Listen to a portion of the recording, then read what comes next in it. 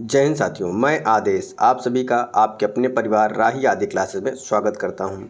उम्मीद है आपको मेरे द्वारा कराई जा रही क्लासेस पसंद आती होंगी। आप सभी से एक ही रिक्वेस्ट है कि आप सभी अधिक से अधिक सहयोग कीजिए, क्लास को शेयर कीजिएगा और आप कमेंट ज़रूर कीजिएगा क्लास कैसी लगी या क्या सुधार करना है। तो अब हम अपनी क्लास को शुरू करते हैं। हमारा आज का पहला क्वेश्चन है, पेट में दाढ़ी होना, छोटी आयु में बुद्धिमान होना, गुप्त बात छिपाना या भेद न लगने देना या कपटी होना। तो ये जो मुहावरा है वो क्या है कि छोटी आयु में बुद्धिमान होना इसका राइट आंसर हो जाएगा। पेट में दाढ़ी होना यानी बच्चा जब छोटी ही उम्र हो, उसकी आयु छोटी हो और वो छोटी ही आयु में बहुत ज्ञानी हो जाए, बहुत बुद्धिमान हो, तो राइट आंसर हमारा ऑप्शन ए सही हो जाएगा।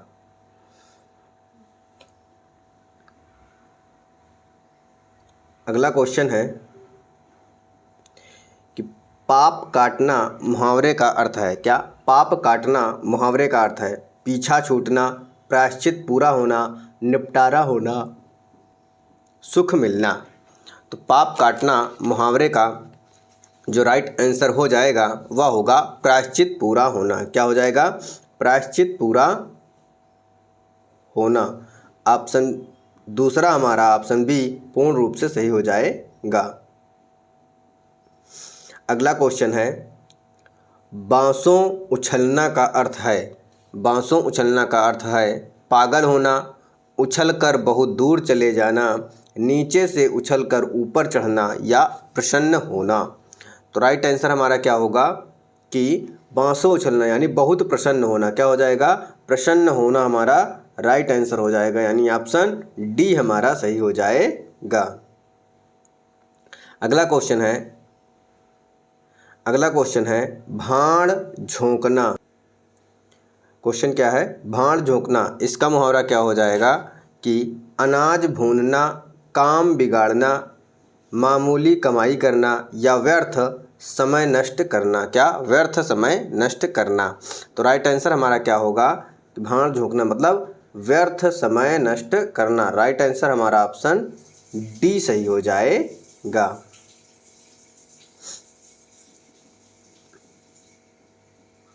अगला क्वेश्चन है, एक अनार 100 बीमार के लिए सही अर्थ का चयन कीजिए। किसी वस्तु की आपूर्ति समाप्त होना, महामारी के दिनों में दवाओं की कमी। तीसरा ऑप्शन है किसी वस्तु की पूर्ति कम किंतु मांग अधिक। ऑप्शन डी है एक वैद्य अनेक बीमार। तो एक अनार 100 बीमार का क्या होगा राइट आंसर आपका कि किसी वस्तु की पूर्ति कम, क्या पूर्ति कम हो रही हो लेकिन किंतु मांग अधिक हो रही हो। क्या? मांग अधिक हो रही हो। राइट आंसर आपका ऑप्शन तीसरा सही हो जाएगा। अगला क्वेश्चन है, काठ की हांडी चढ़े न दूजो बार। काठ की हांडी चढ़े न दूजो बार। एक का दूसरे पर निर्भर होना। दूसरा ऑप्शन किसी तरह के दायित्व का ना होना। तीसरा ऑप्शन असामान्य की तुलना सामान्य से नहीं होती। ऑप्शन 4 कपट का फल अच्छा नहीं होता। कपट का फल अच्छा नहीं होता। तो क्या होता है? काठ की हांडी दूजे नहीं जलती, यानी किसी से छल या कपट करोगे तो कितनी बार कर पाओगे? एक ही बार कर पाओगे और उसके बाद क्या होगा? बाद में कर नहीं सकते, यानी कपट का फल अच्छा नहीं होता है। ऑप्शन हमारा डी सही हो जाएगा। अगला क्वेश्चन है, धोबी का कुत्ता न घर का न घाट का। क्या है? धोबी का कुत्ता न घर का न घाट का। अतिशय लाभ की स्थिति में होना, कठिन कार्य को संपन्न करने वाला, निकृष्ट व्यक्ति को कहीं भी आदर नहीं मिलता, विपरीत स्थिति को झेलने वाला। तो राइट आंसर क्या होगा? धोबी का कुत्ता न घर का न घाट का, यानी निकृष्ट व्यक्ति का कहीं पर आदर या सम्मान नहीं होता है। राइट आंसर ऑप्शन तीसरा सही हो जाएगा। अगला क्वेश्चन है, ध्वनिमय कर के गिरी कनंदा, कलित कानन केली निकुंज को। यहाँ पर हमें अनुप्रास यानी अलंकार बताना है, तो कौन सा अलंकार होगा। देखिए, अनुप्रास अलंकार के ही कई सारे भेद होते हैं। कितने होते हैं? 5 होते हैं। तो उनमें छेका अनुप्रास, गत्यानुप्रास या लाटा अनुप्रास या यमक अलंकार। देखिए, यहाँ पर क वर्ण की आवृत्ति कई बार हो रही है, कलित कानन केली। तो यहाँ पर क्या हो जाएगा? राइट आंसर हमारा वृत्त्या अनुप्रास हो जाएगा। क्या हो जाएगा? वृत्त्या अनुप्रास हो जाएगा। अगला क्वेश्चन है,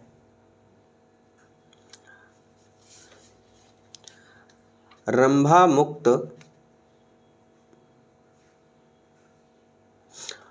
मुक्त मत हूँ कहाँ, कछुक दिन के हेत तुमते केते हवै गए, और हवै हैं यही खेत। यहाँ पर हमें अलंकार बताना है, वक्रोक्त अलंकार, विरोधाभास अलंकार या लोकोक्त अलंकार या अन्योक्त अलंकार। देखिए, कभी कभी पंक्तियाँ बहुत ही कठिन आ जाती हैं।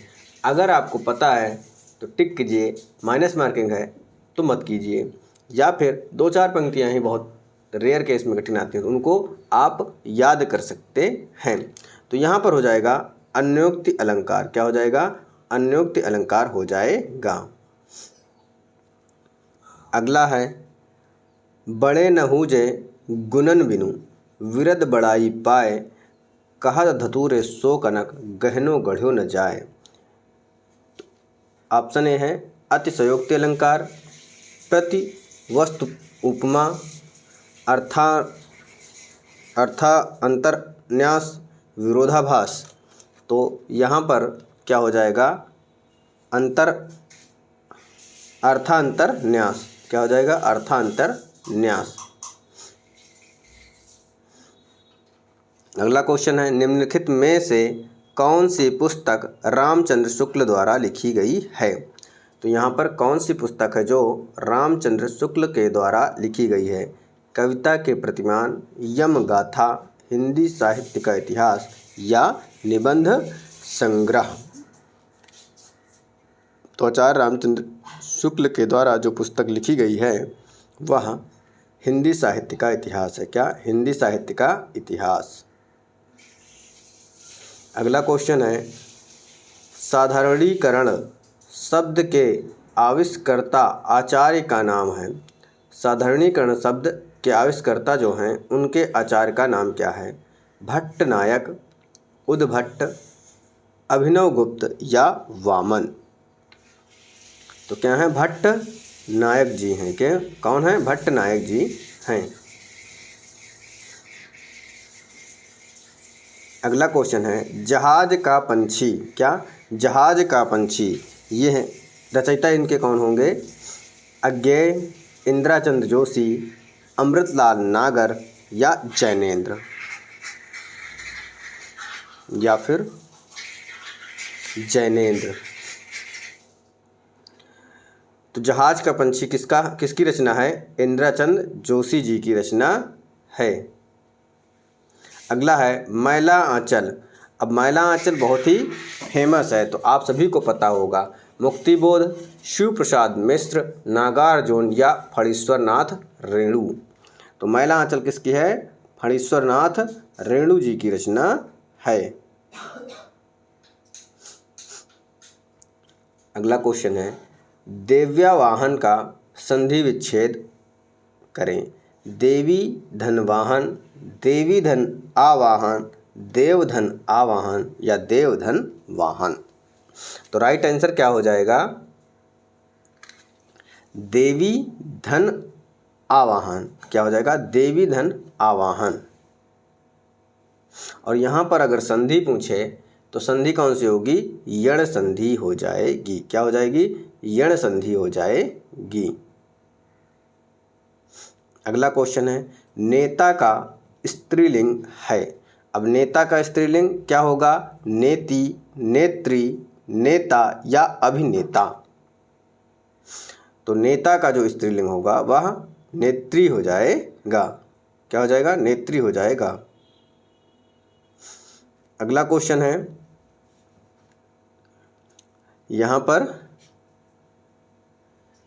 क्वेश्चन के अनुसार हम चलेंगे।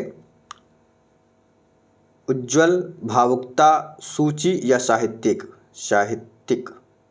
तो देखिए यहाँ पर क्या है, साहित्यिक बिल्कुल सही लिखा हुआ है, सूची भी सही, भावुकता भी सही है। अशुद्ध क्या है? हमें अशुद्ध छांटना था, जो भिन्न था। क्या? जो भिन्न था, अशुद्ध। तो उज्ज्वल हमारा राइट आंसर हो जाएगा। आगे भी आपको अशुद्ध ही छांटना है। क्या? अशुद्ध ही छांटना है। दुख, सुख, आइए, स्थिति। क्या? आइए और स्थिति। तो यहाँ पर भिन्न जो होगा,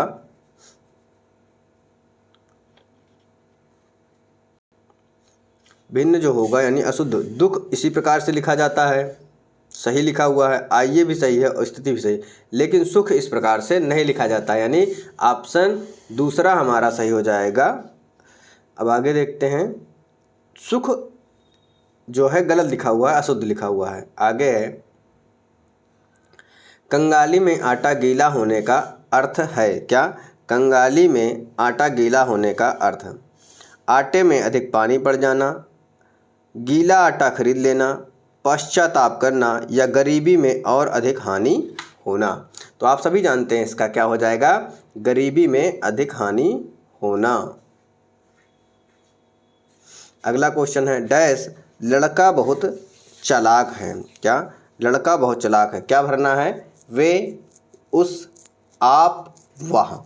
तो यहाँ पर क्या हो जाएगा राइट आंसर? राइट आंसर क्या हो जाएगा कि वह लड़का बहुत चालाक है। क्या हो जाएगा? वह लड़का बहुत चालाक है।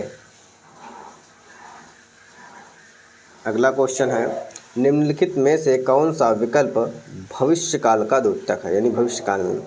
मुझे दिल्ली जाना है, सोहन पढ़ाई कर रहा है, गीता खाना पका रही है, उसने मुझे पुस्तक दी थी। क्या? उसने मुझे पुस्तक दी थी। तो देखिए बाकी सब सोहन पढ़ाई कर रहा है, गीता खाना पका रही है, वर्तमान काल में हो जाएगा, और उसने मुझे पुस्तक दी थी पास्ट काल में यानी भूतकाल में हो जाएगा। लेकिन मुझे दिल्ली जाना है, क्या? ये भविष्य काल में है। तो राइट आंसर हमारा पहला हो जाएगा। अगला क्वेश्चन है, निम्नलिखित में से कौन सा शब्द विशेषण है? हमें विशेषण शब्द का चयन करना है। तालव्य, परिष्कार, पुरुष या कुटुंब। तो यहाँ पर क्या है? तालव्य जो है वह क्या हो जाएगा? तालव्य विशेषण हो जाएगा। क्या? विशेषण शब्द का चयन करना है और तालव्य शब्द हमारा विशेषण होगा। अगला क्वेश्चन है, अल्प। क्या दिया गया है? अल्प। अल्प का क्या बताना है हमें कि विलोम बताना है। क्या? अल्प का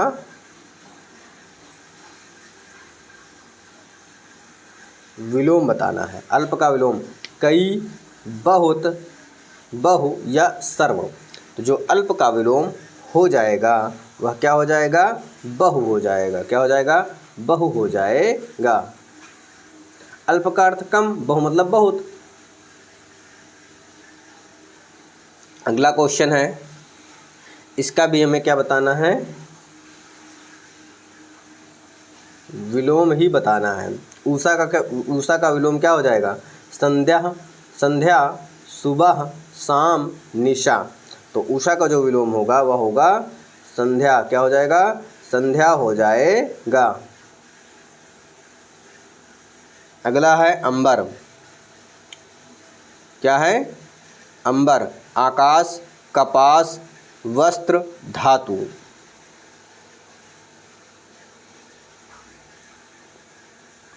यहाँ पर अंबर दिया है तो यहाँ पर क्या बताना है? समानार्थी नहीं है।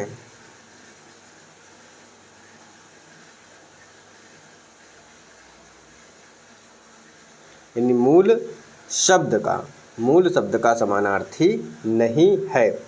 अंबर का आकाश होता है, वस्त्र भी कहते हैं और कपास भी कभी कभी कहा जाता है, लेकिन जो धातु होता है यह समानार्थी नहीं है। तो राइट आंसर ऑप्शन चौथा हो जाएगा। अगला है ध्रुव, और यहाँ पर भी क्या बताना है कि मूल शब्द का समानार्थक या समानार्थक शब्द नहीं है। समानार्थक शब्द नहीं है, यानी ध्रुव का समानार्थक शब्द नहीं है। दृढ़, स्थिर, सूरज या अचल। तो राइट आंसर क्या होगा?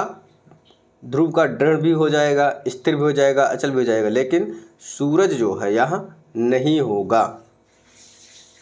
अगला क्वेश्चन है झूठ। झूठ, यहाँ पर क्या है? मिथ्या, वचन, मृषा, असत्य। तो यहाँ पर क्या बताना है? पर्यायवाची नहीं है, यानी झूठ का पर्यायवाची जो नहीं है, पर्यायवाची नहीं है। झूठ शब्द का पर्यायवाची नहीं है। मिथ्या, वचन, मृषा, असत्य। तो यहाँ पर देख रहे हैं क्या कि जो वचन है यह झूठ का पर्यायवाची क्या है? नहीं है। झूठ का पर्यायवाची वचन नहीं है, बाकी तीनों सब सेम हैं। अगला क्वेश्चन है, यहाँ पर भी हमें वही करना है। क्या करना है कि टेढ़ा का पर्यायवाची नहीं है।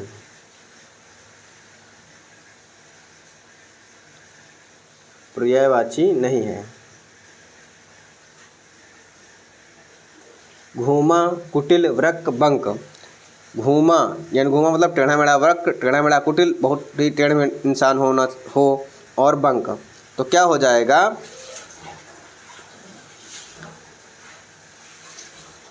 बंक, बंक मार गया। घूमा और बंक, घूमा और बंक में ही आपको चयन करना है। जैसे वृक्क और कुटिल सेम हो जाएगा, लेकिन बंक भी सेम हो जाएगा, लेकिन जो घूमा हुआ है वह नहीं होगा। यानी इसमें ऑप्शन पहला हमारा सही हो जाएगा। कौन सा? पहला ऑप्शन सही हो जाएगा।